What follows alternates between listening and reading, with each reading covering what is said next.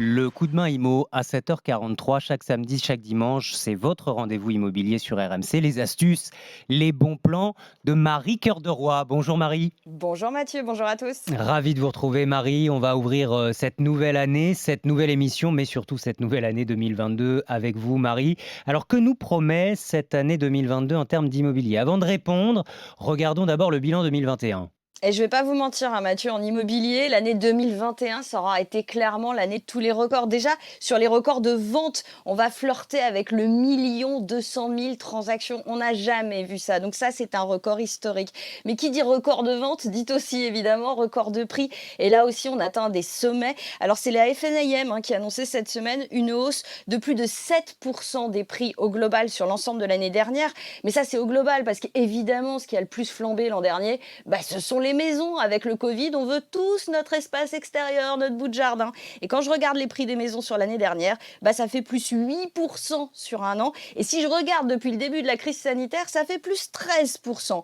En vrai, selon Century 21, aujourd'hui, on débourse en moyenne 270 000 euros pour s'offrir une maison. Et ça, c'est encore un record absolu. Oui, c'est énorme Marie, mais on les trouve où ces maisons? Ah pas de surprise, vous les trouverez pas dans les grandes villes, vous les trouverez soit en périphérie, soit dans les villes moyennes. Vous savez, ce début d'exode urbain dont on a beaucoup parlé depuis le Le début de la crise fameux. sanitaire. Ben oui, le fameux.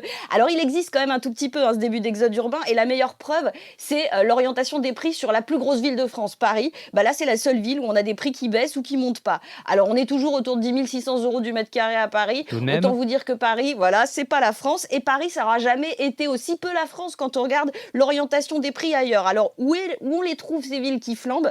Je vous le disais, pas à Paris. Tours, plus 17% à Tours en l'espace d'un an au niveau des prix. Plus 17% aussi à Angers, plus 14% à Brest ou à Limoges, plus 11% à Orléans, plus 10% à Reims. Vous vous rendez compte qu'on est sur des hausses de prix à 2 chiffres en l'espace d'un an dans toutes ces villes quand même. Oui, et ça d'ailleurs, c'est pas vraiment une bonne nouvelle pour ceux qui veulent devenir propriétaires.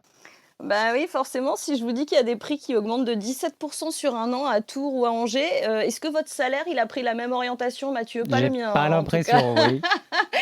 Oui, et donc forcément, ça fait mal pour ceux qui veulent devenir propriétaires. C'est de plus en plus compliqué et ça va rester très compliqué parce que figurez-vous que forcément, il y a de moins en moins d'offres. Et là, c'est le réseau La Forêt qui nous disait il y a quelques jours qu'on n'avait jamais assisté à une baisse aussi rapide de l'offre de biens à vendre, moins 15% sur un an. De moins en moins d'offres, de plus en plus de demandes. Qu'est-ce que ça fait? Mathématiquement, ça fait augmenter les prix, c'est pas de bol. Ouais, mais ça veut dire quoi, Marie? Ça veut dire que là, vous nous dites que c'est déjà trop tard, on démarre cette année 2022 en se disant qu'on va pas pouvoir aller, au bout de nos rêves immobiliers? Mais non, mais ça, c'est parce que vous me connaissez pas encore, Mathieu. Ah, bah Jamais je vous oui. laisserai commencer cette année sans espoir, jamais. Ah, ça me Parce fait que plaisir. oui, voilà, effectivement, l'immobilier n'a jamais coûté aussi cher. Ça, c'est la mauvaise nouvelle. Mais la bonne nouvelle, c'est que le crédit immobilier, lui, n'a jamais été aussi bon marché.